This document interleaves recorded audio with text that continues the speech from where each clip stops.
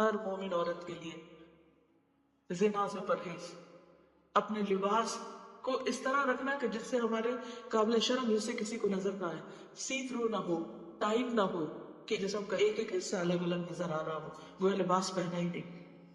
کیونکہ حدیث میں آتا ہے نا کہ بہت سی عورتیں ایسی ہیں کہ جو لباس پہن کر بھی ننگی رہتی ہیں اور ان کا انجام بھی بڑا ہولناک بتایا گیا ہے. آپ کو وہ حدیث یاد ہے جو مسلم میں آتی ہے کہ آپ صلی اللہ علیہ وسلم نے فرمایا تھا کہ میری امت کے دو گروہ ایسے ہیں، صنفان من اہل النار لم ارہما، عورتوں سے متعلق، وَنِسَاءٌ كَاسِيَاتٌ عَارِيَاتٌ مُمِيلَاتٌ مَائِلَاتٌ رُؤُوسُهُنَّ كَأَسْنِمَةِ الْبُخْتِ الْمَائِلَةِ لَا يَدْخُلْنَ الْجَنَّةَ وَلَا يَجِدْنَ رِيحَهَا وَإِنَّ رِيحَهَا لَيُوجَدُ مِن مَّسِيرَةِ كَذَا وَكَذَا.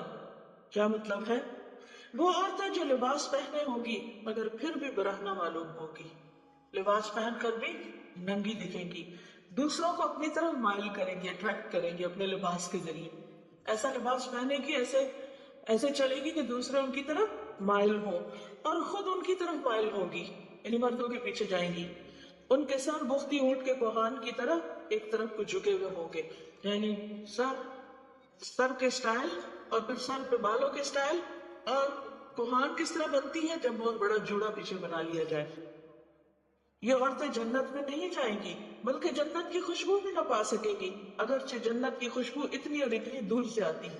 متفق علیہ روایت، حضرت ابو ہریرہ نے اس کو روایت کیا ہے. تو ہمیں اپنے لباس، اپنی چال، اپنی شرمگاہ، ان سب چیزوں کی حفاظت کرنی ہے. اور جو بھی اللہ تعالیٰ نے ہم جو پابندیاں لگائی ہیں وہ دراصل ہمارے فائدے کے لیے لگائی ہیں، ہمیں محفوظ کیا ہے، ہمیں عزت بخشی. تو اپنی عزت کی حفاظت کرنا، اور یہ اسی صورت میں ہو سکتی جب انسان کے اندر یہ خیال آ جائے کہ میرا رب مجھے دیکھتا ہے، اللہ مجھے دیکھ رہا ہے، میرا شوہر نہیں دیکھ رہا، میرا بھائی نہیں دیکھ رہا، میرا باپ نہیں دیکھ رہا، میری ماں نہیں دیکھ رہی، میرے اور کسی کو نہیں پتا، لیکن میرا رب ہر جگہ دیکھ رہا ہے، میں کہاں چھپ سکتی ہوں؟ کہیں بھی نہیں چھپ سکتی. پھر آپ دیکھیے ملائکہ سے حیا. ملائکہ سے حیا کیا ہوتا ہے کہ انسان تنہائی میں بھی ننگا ہو کے نہیں بیٹھتا، کیونکہ انسان اگر اپنے جسم کے بھی قابل شرم حصوں کو بار بار دیکھے، یعنی ایک تو ضرورت نہاتے وقت انسان نہا رہا، ٹھیک ہے، لیکن اپنے جسم کو بھی شیشے میں دیکھنا یا اس کے ساتھ کھیلنا یہ بھی درست نہیں. کیونکہ جب انسان لباس اتارتا ہے تو فرشتے اس سے پرے ہٹ جاتے ہیں، وہ حفاظت میں نہیں رہتا، پھر پروٹیکشن سے باہر آ جاتا ہے، پھر شیطان قریب آ جاتا ہے اور انسان کے اندر بے حیائی کے خیالات ڈالتا ہے. تو اس لیے اس سے بھی بچنا چاہیے. پھر اسی طرح لوگوں سے حیا.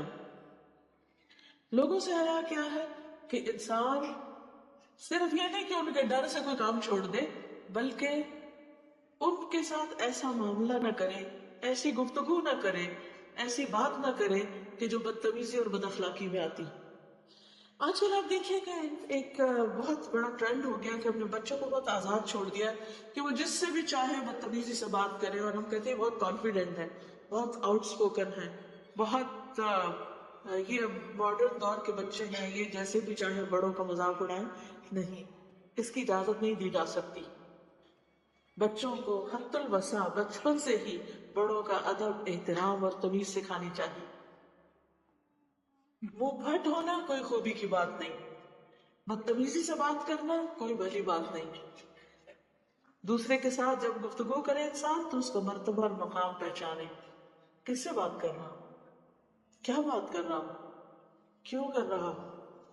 اور اسی میں آتا ہے کہ نبی صلی اللہ علیہ وسلم نے ایک شخص کے بارے میں فرمایا کہ یہ اپنی قوم کا سب سے برا آدمی ہے، لیکن جب اس سے ملے تو بہت اچھی طرح ملے. حالانکہ آپ یہ کہہ سکتے تھے چونکہ یہ برا ہے اس لیے مجھے اس کے ساتھ انتہائی بدتمیزی کرنی چاہیے. نہیں، کیونکہ اس سے ہمارے اخلاق پہ اثر پڑتا ہے.